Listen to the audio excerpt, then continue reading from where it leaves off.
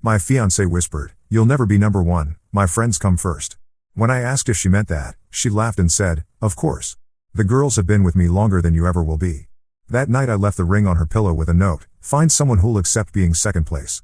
When she and her girls crashed my apartment 2 days later demanding an explanation, she froze in the doorway, staring at her best friend wearing a $25,000 engagement ring, coffee mug in hand. Her friend smirked, "Sorry babe, turns out I wanted to be number one too." I just watched silently as her world collapsed. I need you to understand something before I tell you this story. I'm not the villain here. I know how it looks, trust me, I've replayed every moment in my head about 1,000 times, but sometimes the only way to win a rigged game is to change the rules completely. It started 3 months ago with a whisper that shattered everything I thought I knew about love. "You'll never be number one, Marcus. My friends come first." Sarah said it so casually, her breath warm against my ear as we lay in bed after what I thought was the perfect evening. I'd just proposed an hour earlier at her favorite restaurant, the one where we'd had our first date 2 years ago. She'd cried, happy tears, I thought, and said yes while the entire place applauded. The ring, a custom-designed solitaire that cost more than my car, caught the candlelight like it was meant to be there forever. But lying in the dark afterward, something shifted. Maybe it was the wine, or maybe it was finally feeling safe enough to be honest, but Sarah decided that moment, right after I just committed my entire future to her, was the perfect time to drop that little bomb. "What do you mean?" I asked, rolling over to face her. The happiness was already draining from my chest, replaced by something cold and heavy. She laughed, this light, careless sound that made my skin crawl. "Oh, come on, Marcus. You know how close I am with the girls. Elena, Jess, and Madison have been with me since college. That's 8 years. You've been around for 2. Do the math." I stared at her profile in the darkness, trying to process what she was saying. "Sarah, we just got engaged. Are you seriously telling me that your friends will always come before me? Before us?" "Of course. The girls have been with me longer than you ever will be." She said it like it was the most obvious thing in the world, like I was stupid for even questioning it. "They've seen me through breakups, job losses, family drama. They're my real family, Marcus. You're just, the guy I'm settling down with." Just the guy she's settling down with. I wish I could tell you I said something profound in that moment, or that we had some big fight where I laid out exactly why that was wrong. But honestly, I just lay there, staring at the ceiling, feeling something fundamental break inside me. The woman I'd just asked to marry me had essentially told me I'd never be her priority. That I was, at best, a comfortable addition to her existing life. "You don't mean that," I finally managed. Another laugh. Sharper this time. "Marcus, honey, you need to understand how this works. The girls and I? We're a package deal. Always have been. If you can't handle that, maybe you should reconsider things." That's when I knew.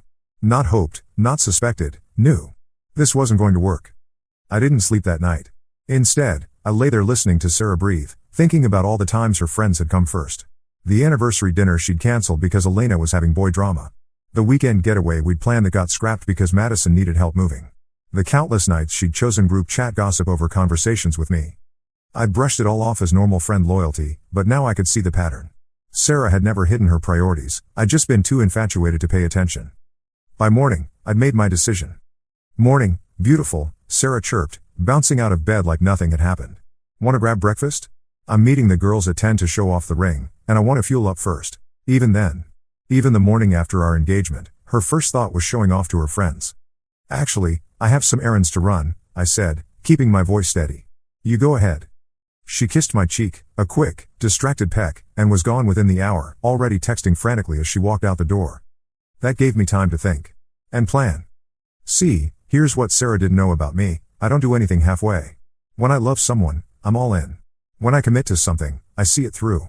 And when someone tries to play games with my heart, well, I play to win. I spent that day walking around the city, making phone calls, putting pieces in motion. By evening, I knew exactly what I was going to do. The hardest part wasn't the decision, it was the waiting. For 2 days, I acted completely normal. I kissed Sarah goodbye when she left for work. I listened to her excited chatter about wedding venues and bridesmaid dresses. I even helped her research caterers, all while knowing I was about to blow up her entire world.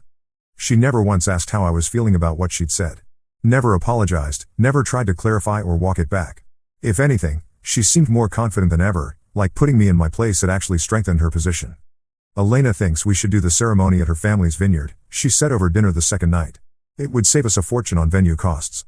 "Whatever you think is best," I replied, cutting into my steak with surgical precision. "And Madison knows this amazing photographer who might give us a discount. She went to high school with him." "Sounds great." Sarah beamed at me across the table, completely oblivious to the storm brewing behind my calm exterior. I love how supportive you are, Marcus. Most guys would be jealous of how close I am with the girls, but you get it. You understand that they're part of who I am. I smiled and nodded and ordered dessert, all while the plan crystallized in my mind. That night, after Sarah fell asleep, I got up and went to my home office. The ring box was sitting on my desk where I'd left it. Sarah had insisted on keeping the ring in our bedroom, but I'd convinced her to let me hold onto the box for safekeeping. I opened it one last time, looking at the symbol of everything I'd thought we were building together. Then I closed it, picked up a pen, and wrote a single note on my personal stationery. Find someone who'll accept being second place. I left the box and note on Sarah's pillow, grabbed a bag I'd packed earlier, and walked out of what was supposed to be our shared life. The next morning, my phone started buzzing at 6:47 a.m. Sarah, Marcus, where are you? Sarah, what is this supposed to mean? Sarah, this isn't funny. Sarah, call me right now. I turned off my phone and went for a run. When I got back to my apartment, yes, I'd kept my own place, much to Sarah's annoyance. I had 37 missed calls and enough text messages to crash a lesser phone. The voicemails were particularly entertaining. Sarah's voice evolved from confused to hurt to angry to desperate over the course of 2 hours. By the end, she was practically screaming into the phone about how I was being dramatic and immature and how we needed to talk like adults. I deleted them all and made myself breakfast. Here's the thing about people who take you for granted, they never believe you'll actually leave. Sarah had gotten so comfortable with the idea that I'd always be there, grateful for whatever scraps of attention she threw my way, that my absence didn't compute. In her mind, I was just throwing a tantrum that would blow over once I came to my senses. She had no idea what was coming. I spent that day making more preparations.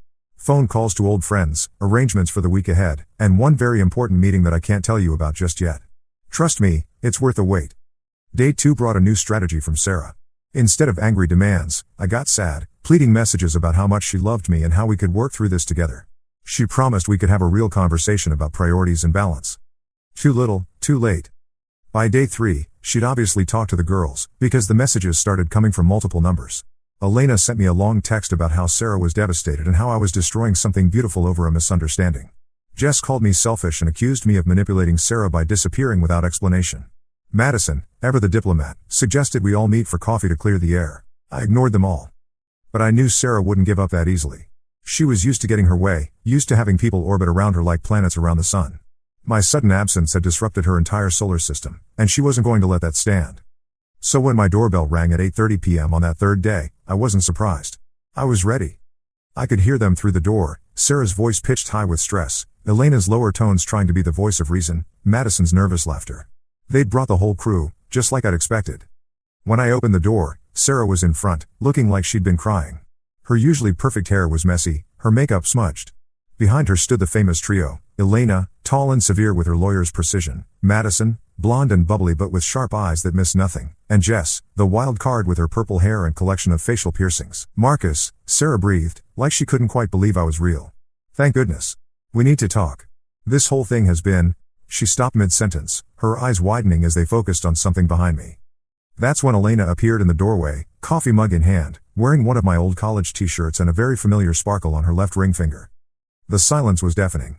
Sarah's face went through about 6 different expressions in the space of 2 seconds: confusion, recognition, disbelief, and finally, devastating understanding. Elena? Her voice came out as barely a whisper. Elena took a sip of her coffee, completely calm. Hey, babe. Sorry you had to find out this way, but... She held up her hand, letting the diamond catch the hallway light. Turns out I wanted to be number 1 too. I've never seen a person's world collapse in real time before. It's actually fascinating from a psychological standpoint. Sarah's face went completely blank for about 3 seconds, like her brain couldn't process what she was seeing. Then came the rapid blinking, the slight shake of her head, the way her mouth opened and closed without any sound coming out. Madison recovered first. Elena, what the heck is going on? Oh, come on, Elena said, stepping closer to me and slipping her free arm through mine. You all knew this was coming. Sarah's been so busy playing Queen Bee, she never noticed when her best friend started looking elsewhere for attention. This isn't real, Sarah finally found her voice.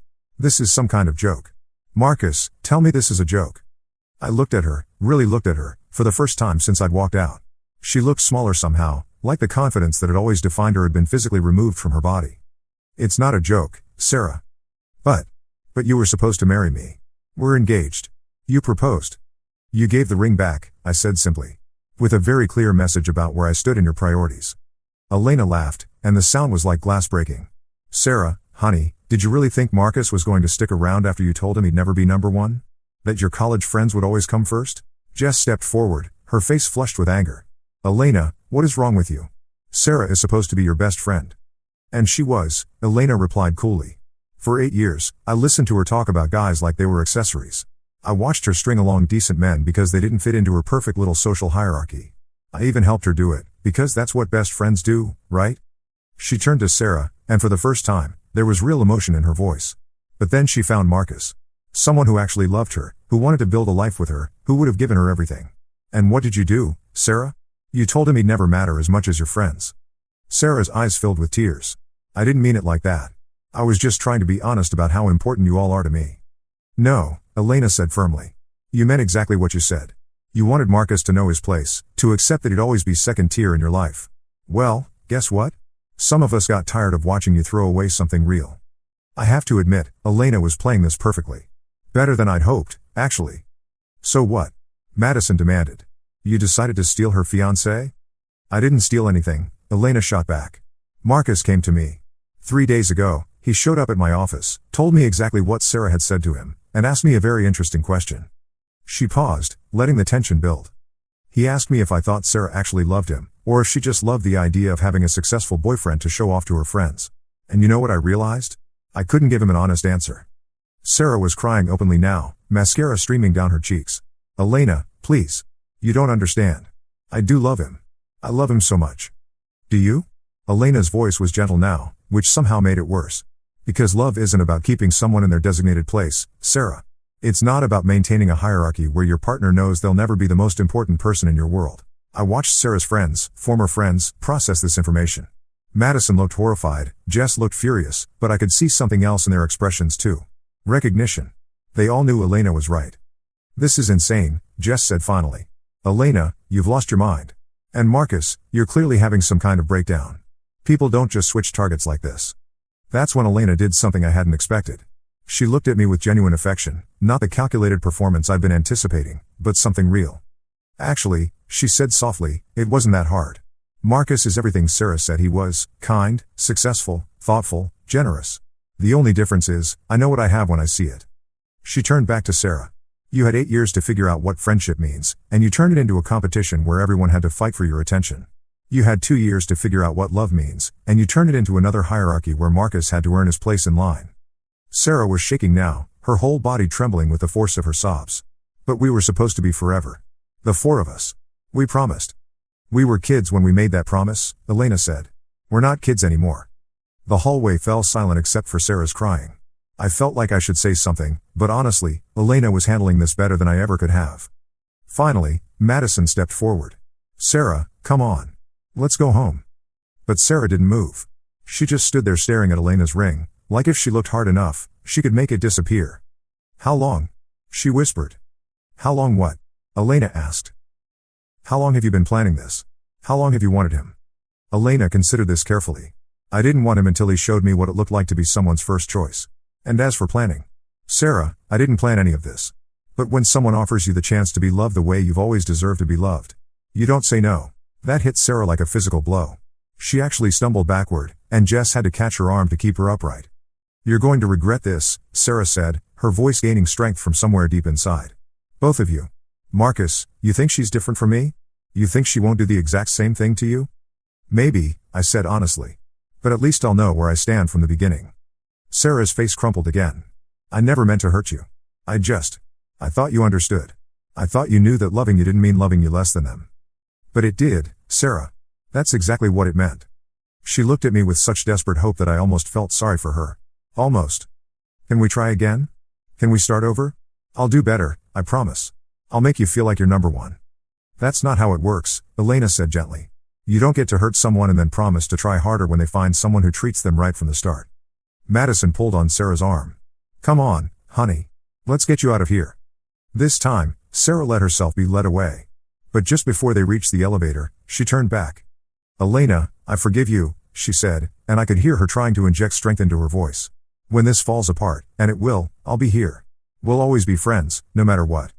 Elena's expression softened, and for a moment, I saw a flash of the genuine pain this was causing her too. No, Sarah. We won't. Some bridges can't be rebuilt once you've burned them down.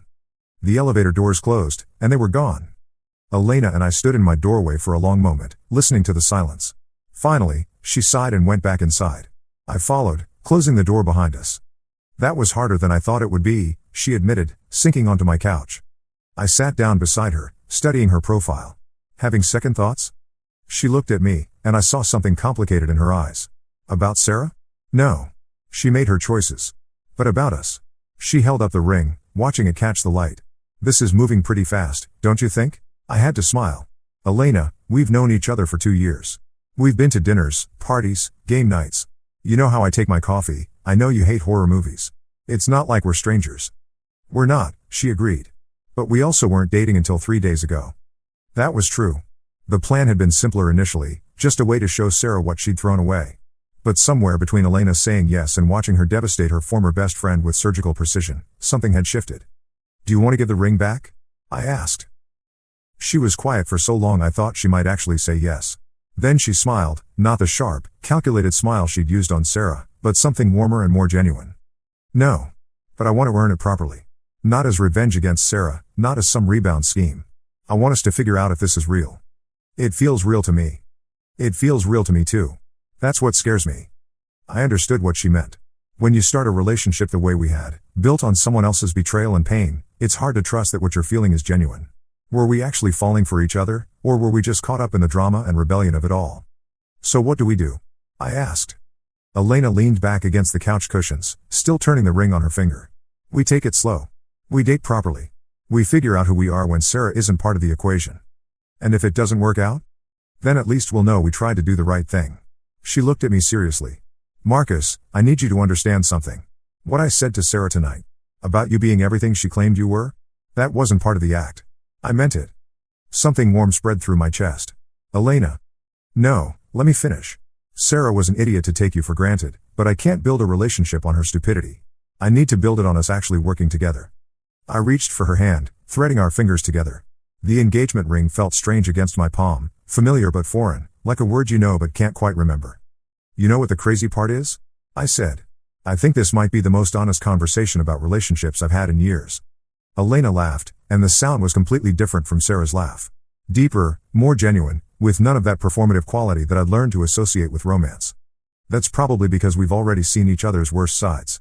You've seen me destroy my best friend, I've seen you orchestrate an elaborate revenge plot. There's not much left to hide.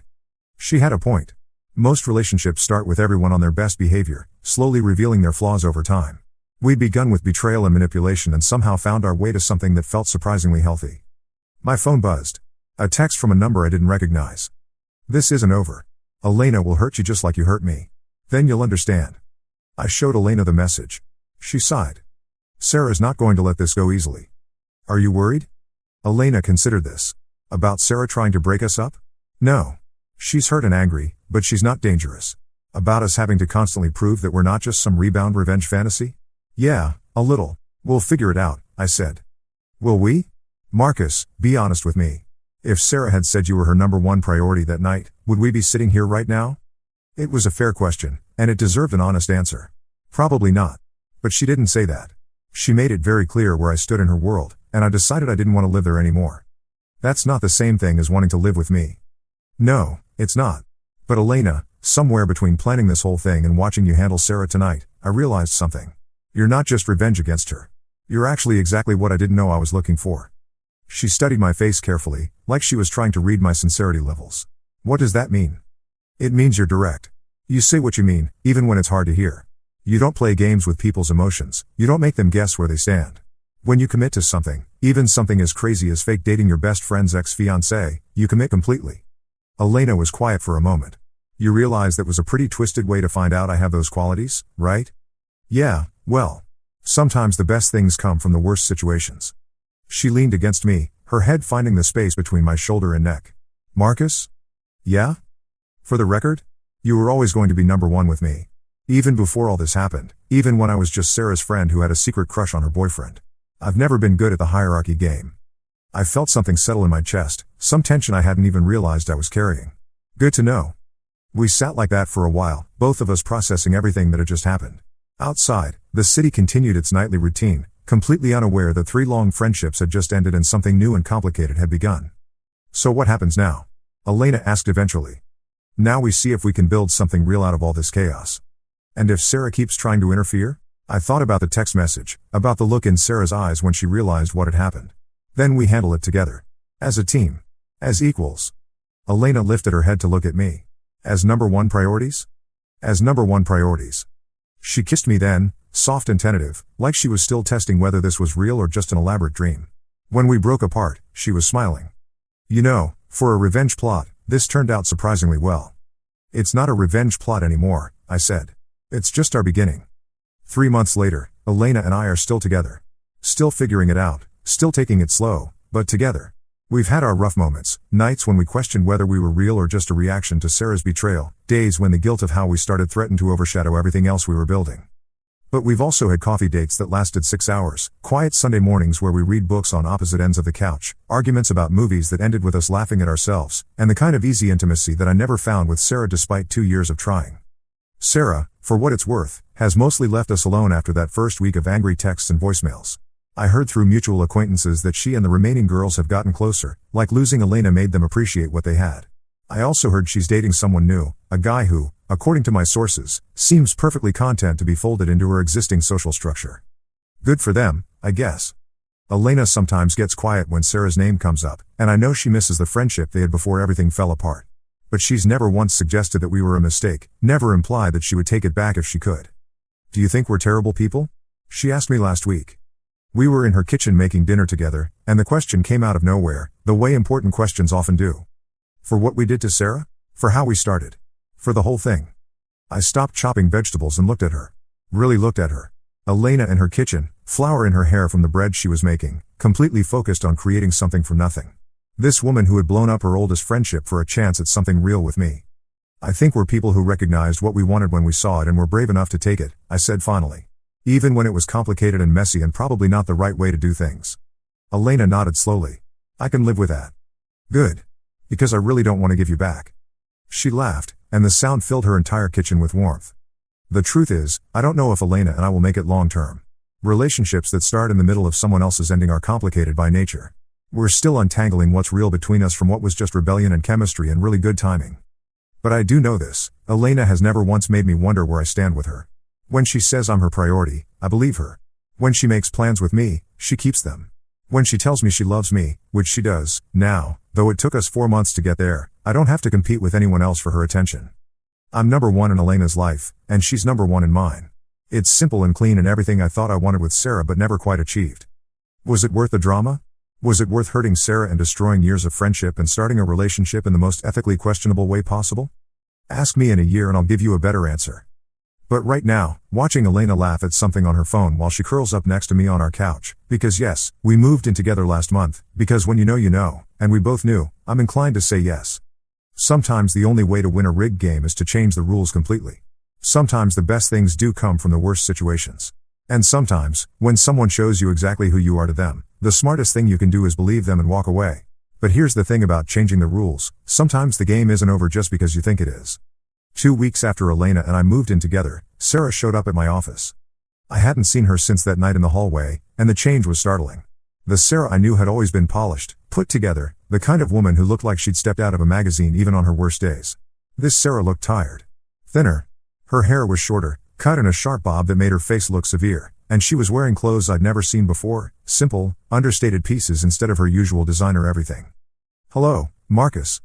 My assistant had buzzed me to let me know I had a visitor, but she just said a woman to see you without giving a name. Smart woman. She probably sensed this wasn't going to be a pleasant conversation. Sarah. What are you doing here? She closed the door behind her and took the seat across from my desk without being invited. Same old Sarah, then, under the new exterior. We need to talk. I think we said everything we needed to say 3 months ago. No, we didn't. Not even close. She crossed her legs and leaned back in the chair, and suddenly I could see glimpses of the woman I'd fallen for 2 years ago. Confident, direct, used to getting her way. I've been doing a lot of thinking, Marcus. About what happened. About what I said that night. I set down my pen and gave her my full attention. This felt important, though I couldn't say why. And I realized I handled things badly. Really badly. She looked down at her hands, and I noticed her nails were shorter too, natural instead of the elaborate manicures she used to get. I was scared, Marcus. Scared of how much I loved you, scared of what it meant to put someone above friendships I'd had for years. So I said something stupid, something hurtful, because I thought it would make you understand the pressure I was feeling. I waited for her to continue. But I never meant it the way you took it. I never meant that you didn't matter, or that you'd always be second place. I meant that I needed you to understand how hard it was for me to restructure my entire emotional world around one person. Sarah, let me finish. Her voice had that familiar edge that meant she was fighting for control. I know what Elena told you. I know she made it sound like I was this manipulative person who kept you around as an accessory. But that's not true, Marcus. I loved you. I still love you. The words hit me differently than I expected. Not with the pain they would have caused 6 months ago, but with a kind of sad recognition. I could hear the truth in her voice, but it was the truth of someone who had realized what she'd lost only after it was gone. I believe you, I said finally. But Sarah, it doesn't change anything. Doesn't it? Marcus, what Elena did to me, what she did to us, it wasn't love. It was opportunism. She saw a crack in our relationship and she exploited it. I felt a familiar anger starting to build in my chest. Don't what? Don't tell you the truth about your girlfriend? Marcus, Elena didn't suddenly develop feelings for you the day you walked into her office. She's been watching us for 2 years, waiting for her chance. You don't know what you're talking about. Sarah leaned forward, her eyes bright with the kind of intensity that used to make me feel like I was the only person in her world. Don't I? Marcus, think about it. Really think. How many times did Elena ask you questions about our relationship when I wasn't around? How many times did she text you directly instead of going through me? How many times did she take your side in group conversations, even when I was right there? I opened my mouth to argue, then closed it.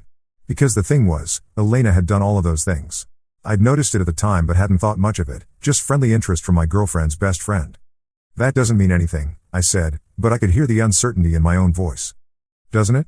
Marcus, Elena has been in love with you since the day I introduced you to. And instead of being honest about it, instead of talking to me, her supposed best friend, she waited. She waited for the perfect moment to swoop in and play savior. Sarah reached into her purse and pulled out her phone. Want to see something interesting? Before I could answer, she was scrolling through what looked like old text messages. These are from Elena, from about 6 months ago. Right around the time you were talking about proposing. She held up the phone so I could see the screen. Elena, are you sure Marcus is ready for marriage? He seems kind of. I don't know. Young for it. Sarah, what do you mean? Elena, just that he still seems to want so much attention. Like, marriage is about compromise, you know? About understanding that your partner has other important relationships. Elena, I just don't want to see you get hurt if he turns out to be one of those guys who expects to be the center of your universe. My stomach dropped as I read the messages. Because I could see exactly what Elena had been doing, planting seeds of doubt, making Sarah second guess my readiness for commitment, encouraging her to establish boundaries that would push me away. There are more, Sarah said quietly. Months of them. Elena constantly asking about our fights, our problems, offering advice that just happened to make things worse between us. She scrolled to another conversation. Elena, maybe you should be clearer with Marcus about your priorities. Some guys need to hear it directly or they assume they're automatically the most important thing in your life. Sarah, you think I should just tell him straight out that my friendships matter too? Elena, I think you should be honest about who you are. If Marcus really loves you, he'll understand that you're a package deal with your girls. The pieces were falling into place in a way that made me feel sick. That conversation, the one that had started this whole mess, hadn't been Sarah's unprompted confession. It had been Elena's advice, carefully planted and nurtured until Sarah believed it was her own idea. She set us up, I said, more to myself than to Sarah. She set us up, Sarah agreed. And then she positioned herself as the perfect alternative when it all fell apart exactly the way she planned. I stared at the phone screen, rereading the messages. Elena's manipulation was subtle but clear once you knew what to look for. She'd never directly told Sarah to prioritize her friends over me, but she'd consistently reinforced the idea that I was demanding too much, expecting too much, threatening the friendships that mattered. Why are you showing me this? I asked. Sarah put her phone away and looked at me with something that might have been pity. Because Elena is going to do the same thing to you that she did to us. Maybe not today, maybe not next month, but eventually. When she gets bored, or when she finds someone else she wants, she'll start planting seeds. Making you doubt yourself, making you feel like you're asking for too much, like you're being unreasonable. That's not. Marcus. Sarah's voice was gentle now, almost maternal. Elena doesn't know how to love someone without controlling them. Look at what she did to me. I was her best friend for 8 years, and the moment she wanted something I had, she turned me into the enemy. She made me believe that being honest about my feelings was actually me being selfish and manipulative. I thought about Elena's perfect handling of the confrontation that night, the way she'd known exactly what to say to devastate Sarah completely. At the time, I'd been impressed by her composure, her ability to cut straight to the heart of things.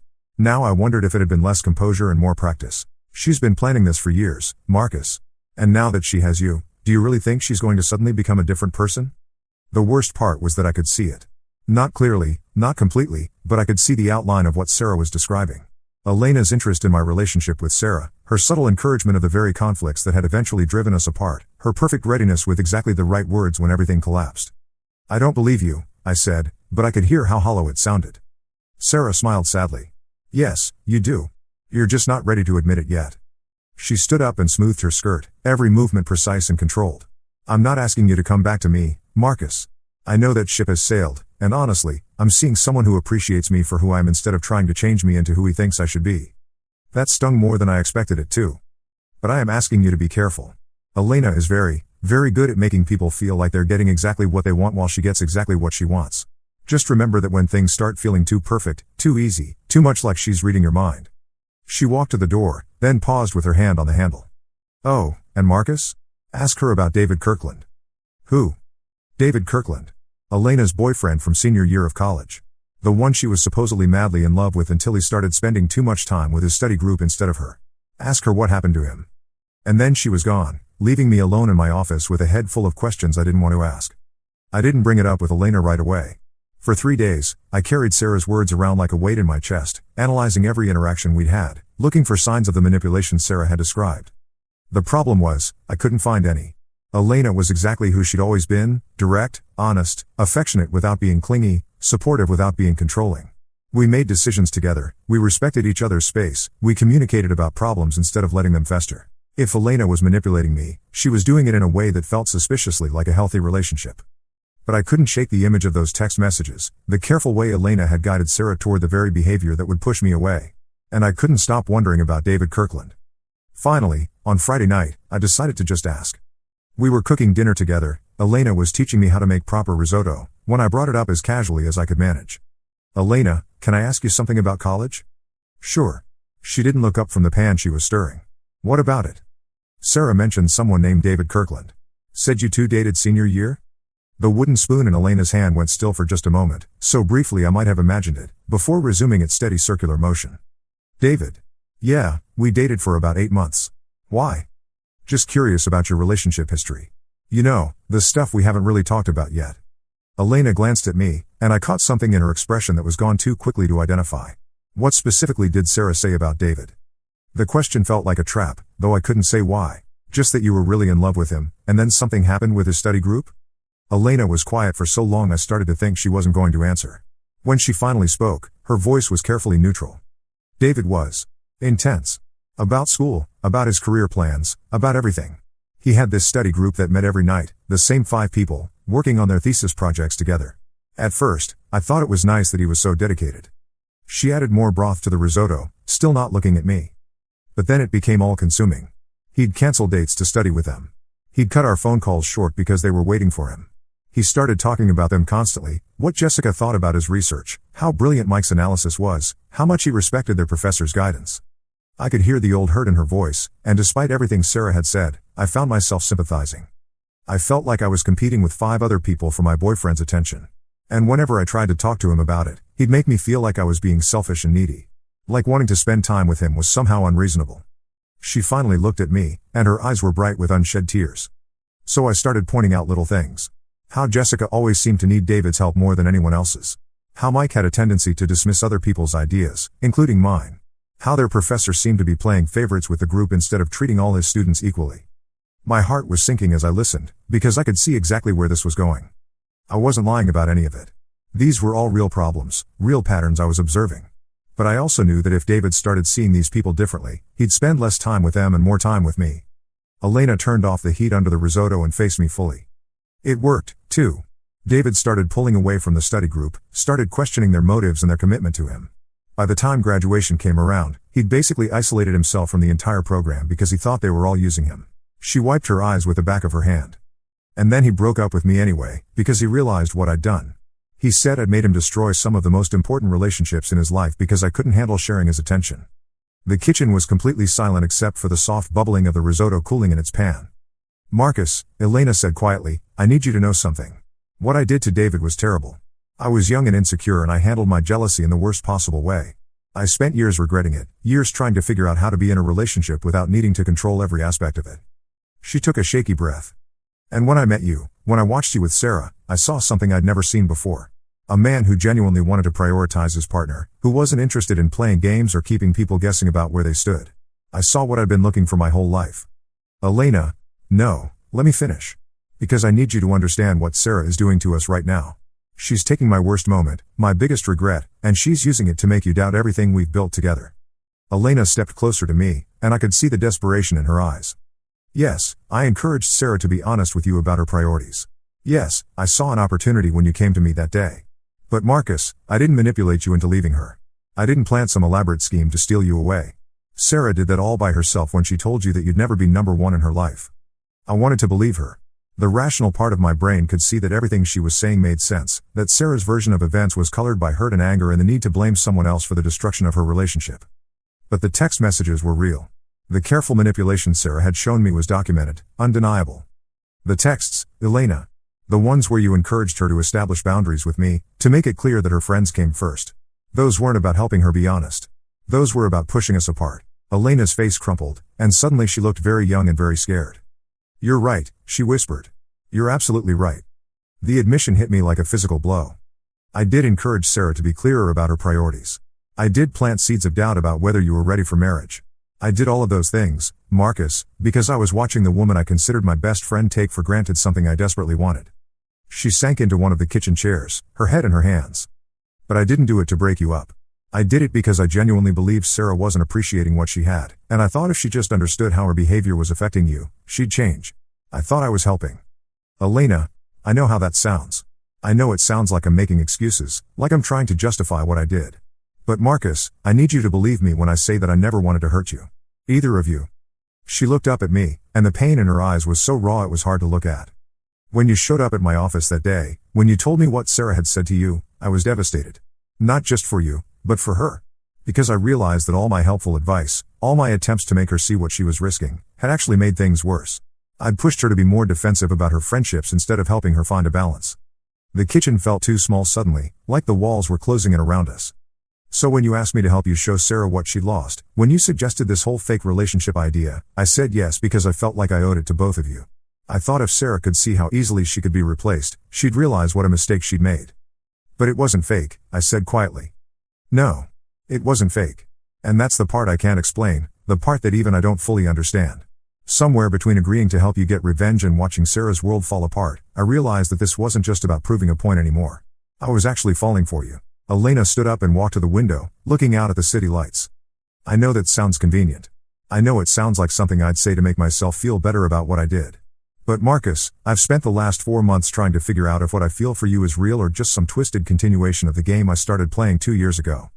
And I still don't know. But I know that I wake up every morning grateful that you're here. I know that when you're late coming home from work, I worry about you in a way that has nothing to do with Sarah or revenge or proving any kind of point. I know that the idea of losing you makes me feel like I can't breathe. She turned back to me, and I could see that she was crying now. I also know that Sarah is right about one thing. I have a history of sabotaging relationships when I feel threatened. I've done it before, and there's a very real chance I'll do it again without even realizing it.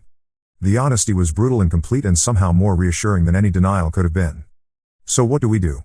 I asked. Elena wiped her eyes and looked at me with something that might have been hope. We be honest. About everything. About my history, about how we started, about the fact that we're both damaged people trying to figure out how to love each other without repeating our worst mistakes.